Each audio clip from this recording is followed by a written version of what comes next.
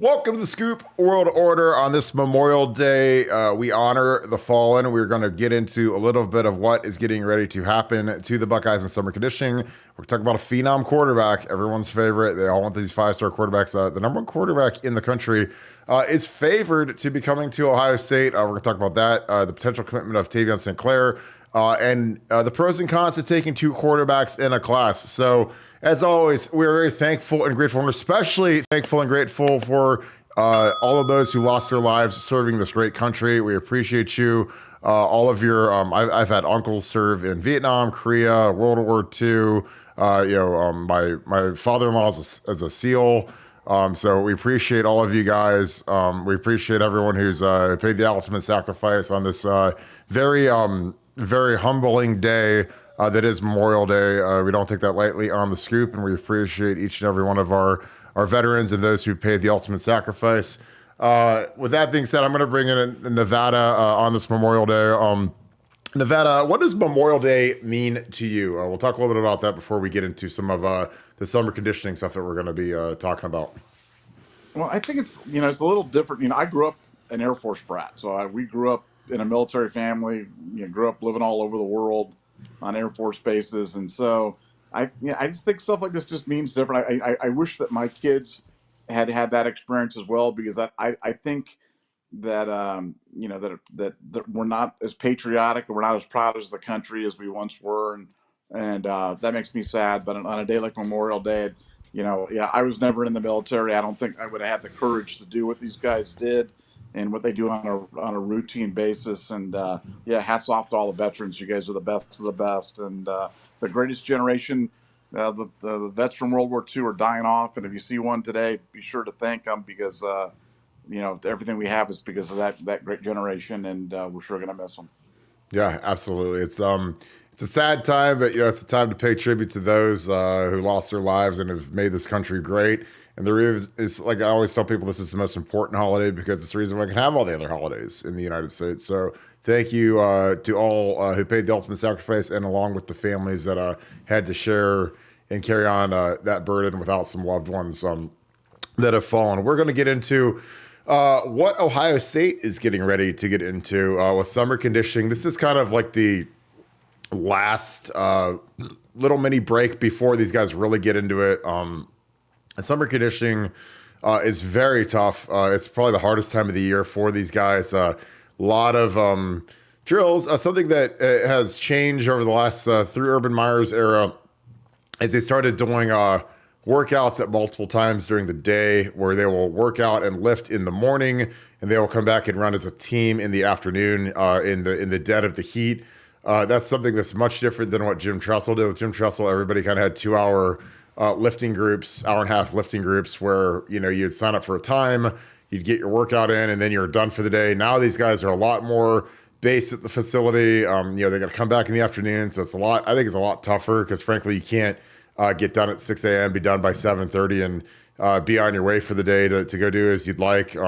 So I think it's going to be a tough one. This is going to be a tough summer. These guys are going to get after it. It's a veteran team, a lot of good leadership, especially on the defensive side, which is a very veteran group with guys like Tommy Eichenberg, JT Tuimoloau, Jack Sawyer, a lot of old heads in the group. Nevada, what are you looking forward to? I mean, we always try to, I know people always roll their eyes when we say Mickey's going to have a rough one for him, but this is going to be a tough summer for these guys. These guys got to find some leadership. I think that it's always a good time to find out who your leaders are on offense, especially when you're replacing multiple offensive linemen, you're replacing your quarterback. It's a good time to figure out who wants to step up and be a leader. What are you looking forward to hearing about from the Woody Hayes over the next month or so? Well, I think you hit it right on the head. Look, it's always going to be tough, and so we're not. I don't think this summer is going to be any tougher or any less tough than any ones in the past.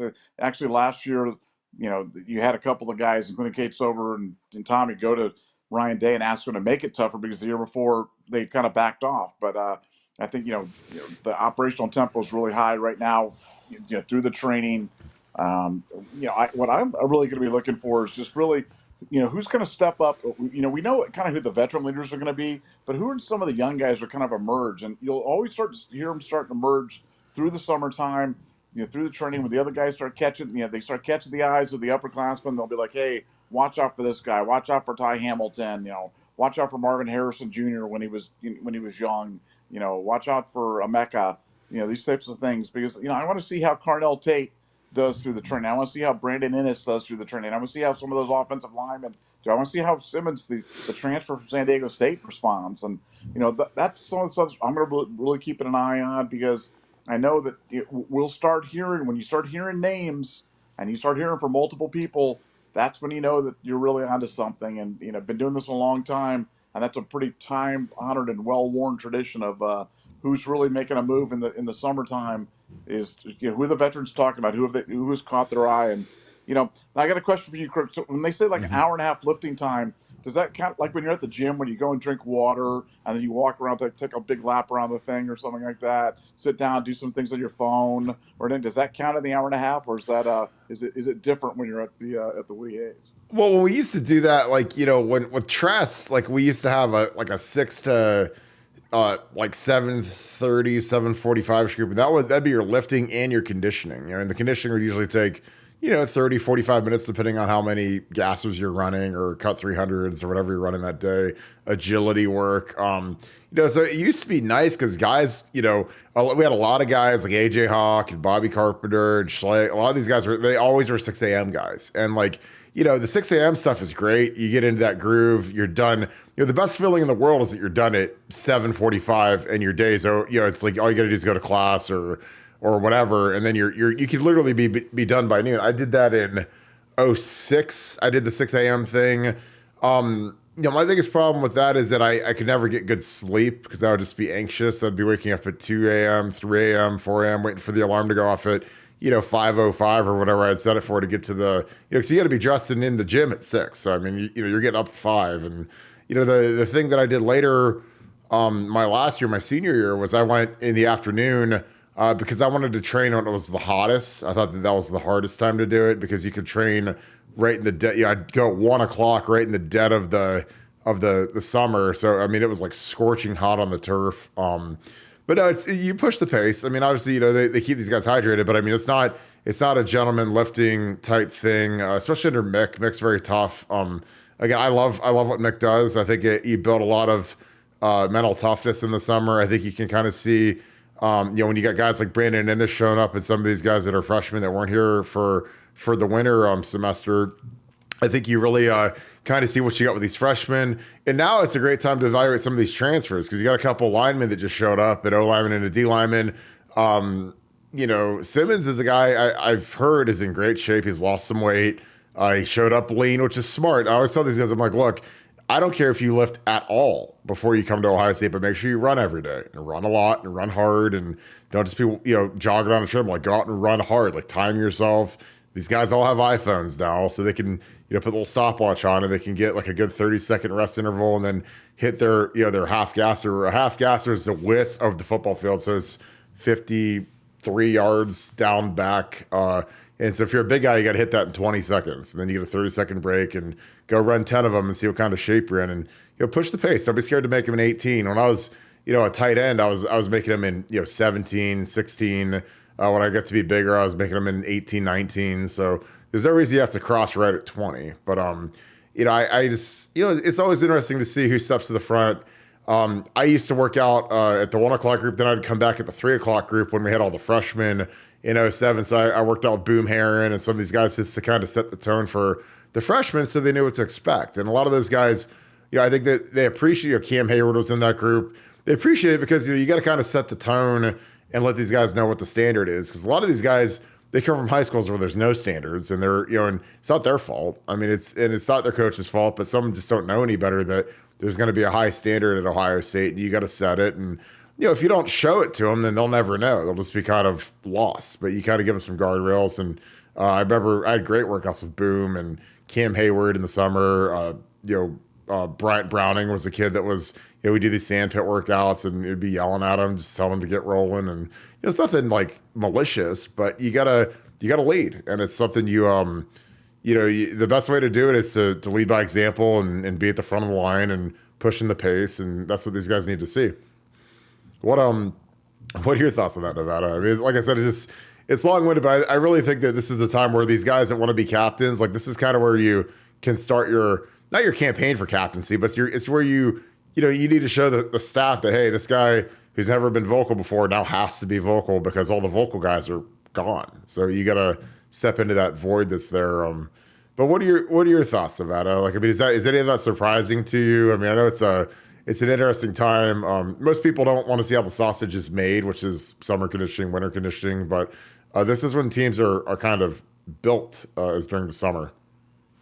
Well, I like the way that Dave's kind of gone to those smaller squads where you've got the squad leader, and it's kind of a military setup where they're kind of keeping eyes on each other, and having to be accountable to these small groups where they're, I think that's the biggest kind of accountability. You hate to always use the war references because nothing certainly compares to war, but the idea that you're being accountable to your brothers and accountable to the guy next to you in the foxhole as opposed to some general or some head coach in some faraway land. Those are guys that can really push the pace and really make you want to kind of give that extra mile, get up that a little earlier and get in there and do a little bit of more extra work. But I think that was a good move by Ryan Day, and I think it's going to pay big dividends this year when you've got some really seasoned leadership, because a lot of those squad leaders from last year are back. And they're going to be even more seasoned and even more. They're absolutely all lead from the front types of guys, which is what you need, because nobody needs to be told what to do, But if you can show them and inspire them to do it, it's always going to be a guy that's doing it from the front. So I think Ohio State's well positioned to do it, and I think that leadership void that we had last year from not having the vocal leaders that were the upperclassmen. Is going to be solved this year, and I think we're not going to have the same types of leadership issues, and I think the product will be better on the field as a result. Yeah, Ryan Day breaking into squads and stuff I thought was kind of fascinating because they have like 8 to 10 squads mixed up by the class, senior, junior, sophomore, freshman, offense and defense. It's all kind of just swirled together, and they appoint older guys as like the squad leaders. So they have Cade Stover, I'm sure, is one. I'm sure Tommy Eichenberg is one. I'm sure that, and it's easy, like if you're a captain, to lead a kid like Cade Stover. But, when you've got some kids that aren't quite as ambitious, they're not quite as prompt, they're not used to being on time, they're not used to being held to a certain standard. Those are the guys that you just have to constantly, kind of keep your foot up at their hind end For instance, like I had some guys that I always had to be on. I didn't like doing that. Like it's not my job to have you guys like show up and to work out on time and class and kind of that whole 9 yards. But Ryan Day, he hands out, he kind of deals out. Okay, here's going to be our 2 squad leaders for each of the 8 groups, and they're upper class guys. They're guys that they need leader. And then Mickey can evaluate them. Mickey can sit in there and see how these guys do and. Do they lead from the front? What type of leadership the leaders are there? Are they vocal? Are they not vocal? Do they hold guys accountable? I kind of love that. I love the test kitchen to see, what guys, because everybody wants to be a captain at Ohio State, but not everybody wants to do what a captain has to do. And it's not always just fun and go call tails at the coin toss. It's like, no, you got to hold guys to a certain standard, and you're not always going to be popular. I'm just telling you, like, if you're a good captain, there's a lot of times people aren't going to like you because you're going to say stuff that they need to hear.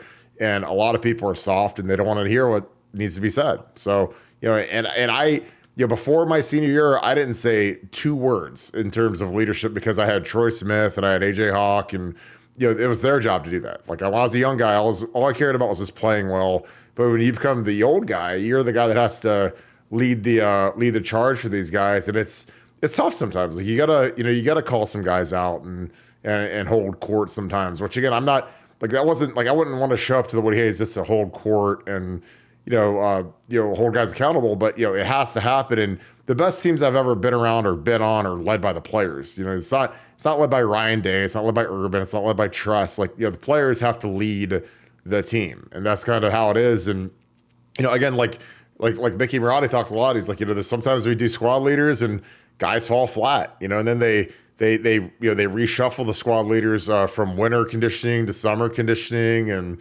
I think that's interesting because it really is a good way to kind of see the metrics and see if your guys are actually going to be good captains or not. Because it's like I said, it's like a test kitchen. Like I mean, when it gets hard and Mickey's on you, and these guys don't feel like working out, and it's a Wednesday in the middle of summer, and it's 97 degrees on the turf at the Woody Hayes. Like a lot of guys don't feel like working out. So you got to go find that energy and find that juice to get guys rolling. But I'm excited about it. So we're about to get into camp season. We're going to have Build a Bank Green on grounds at the Woody Hayes, covering the camps every day. He'll have great reports every night. We'll be podcasting with him.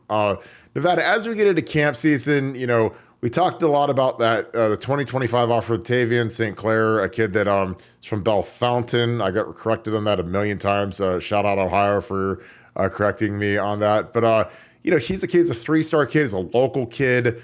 A lot of projections to West Virginia before Ohio State pulled the trigger on him. It is a committable offer. It's in that 25 class. It's interesting because we've got Ryan Montgomery floating out there. A lot of people think he's going to Penn State, even though Luke's at Ohio State. And then we've got the kind of the white whale that is Bryce Underwood. Bryce Underwood is probably the number 1 player in the country for that 25 class. He's a kid that, I think Ryan, this is the guy that they, really are honed in on. I think it's going to be a 2 quarterback class. What are your thoughts, pros and cons to a 2 quarterback class in modern college football with the transfer portal?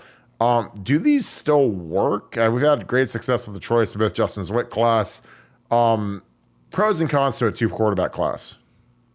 Well, I think, look, if you're going to have a 2 quarterback class, you the first quarterback that you're going to land in that quarterback class generally is going to be a guy who's kind of a placeholder, kind of a guy who's not going to threaten the big fish. And so, well, that's not meant to denigrate anybody. That's just kind of a fact of, kind of where we're at in terms of, the initial offers while they go after Underwood. Because if you land a big guy, the chances of landing another big guy, it just doesn't seem to happen anymore. So, I think Ohio State's got to have at least 1 quarterback in every class. With the transfer portal, I think you almost have to have 2 quarterbacks in every class because the guys that aren't playing, that don't see an immediate path to the field, are going to transfer out. And if you don't have 2 guys in the class, you can be left with nobody. And, we looked at that situation here at Ohio State. If for some reason, Devin Brown had decided that, hey, the greener pastures, I want to go play at Colorado or I want to go play at whatever it was, we'd have been left with 1 quarterback this year. So, and, well, we can talk about the kid from South Dakota, or we can talk about the transfer from Oregon State. We really would have had 1 quarterback with any type of time under his belt, and that would have been a precarious situation. And I think for Ohio State, you just got to play it out. Have at least a couple of numbers out there and see what happens. Because if you strike out on Underwood, that still leaves you time to try to go out and get somebody, or you go out and try to get out that that veteran transfer, or you just play it out and then try to hit it the next year. But you got to have at least 1. They've already, I think they're in a position to grab that at least first one. And I think that's the way that Ryan Day is going to play out the quarterback classes every year from here on out. 1 guy, a placer development guy, and then go after that big fish and see what happens. Yeah, I think it's hard because, when you get that placeholder development guy, you're still recruiting, the big dogs. You're still recruiting, guys like Underwood. But if you get Underwood first, you can't really take a placeholder guy. So you kind of go get the placeholder guy first, and then you go after the big fish. And honestly, it's just like Jack Miller and CJ Stroud. Like Jack Miller, I don't think he was viewed as a placeholder, but they offered CJ Stroud late after the Elite 11 that he won and tore up, and high-rising, fast-rising kid. And then CJ turns out to be the number 2 pick in the draft, and Jack Miller is the guy that ends up transferring to Florida. And, again, that wasn't a great, he ends up sitting behind AR-15. He's with the Colts, went 4th overall. So, it's tough because I think that, you want to try to take 2, but, with the way these kids are managed now, and with, frankly, just being real, with the amount of money that is at stake for big-time quarterback prospects and the way they develop, these kids all want to be 3 and out. They all want to go to the league in 3 years. And, if they go like a CJ Stroud and they're 3 and out, or Dwayne Haskins or Justin Fields, we've had 3 straight 3 and out quarterbacks that went top 15 in the draft. They're set.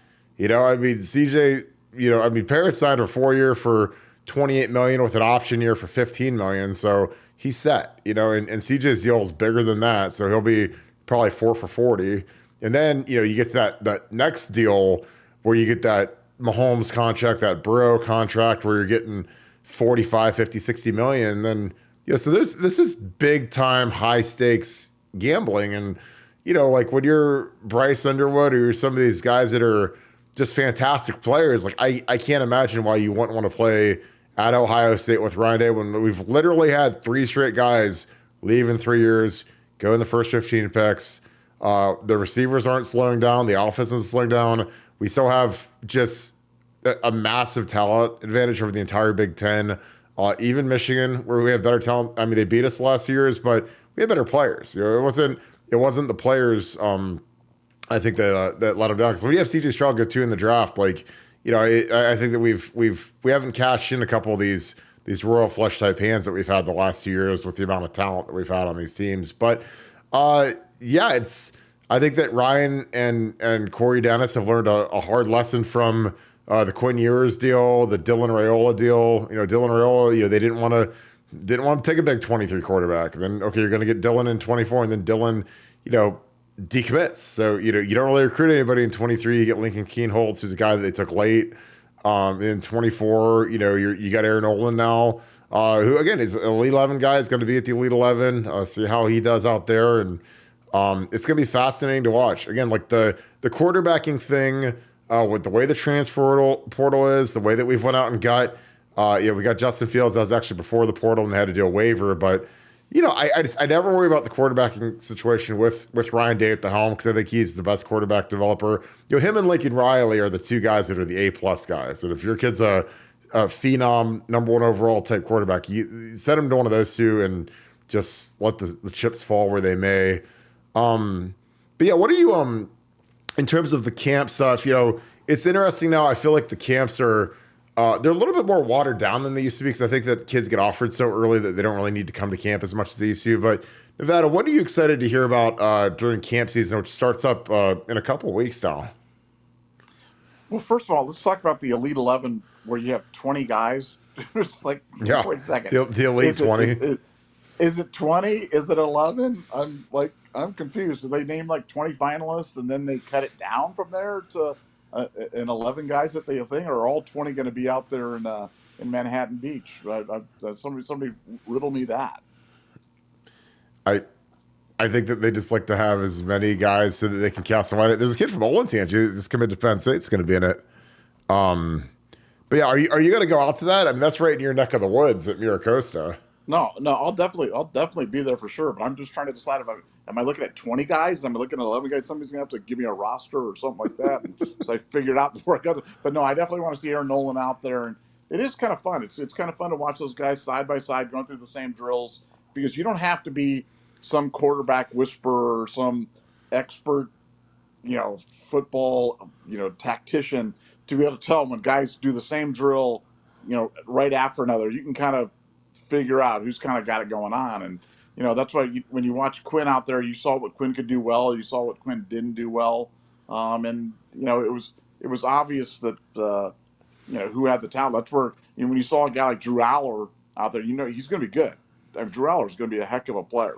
And it was obvious at the Elite 11 that he was the truth. And I think he's going to be a heck of a college player. And, a guy that you'd like to have Ohio State get him, but hey, we got Quinn and then we didn't dress Quinn and took who do we Jagger LaRue.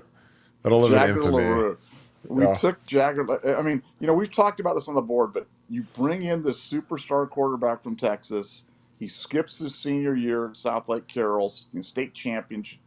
Big deal in Texas. He comes in. He's in right at the thing. He's even in a little bit late, so he's kind of lonely. Doesn't have an incoming class. Doesn't have a thing, and then you don't even bring him on the road, and you dress Jagger LaRue, who ends up transferring, mind you, and you leave Quinn Ewers at home, and then you wonder why Quinn Ewers leaves, and it's like, I mean, that was a major screw up, and there's no other way to put it. I mean, I'd love to have Quinn Ewers on the roster right now. I think our quarterback situation would be a lot less uncertain for sure.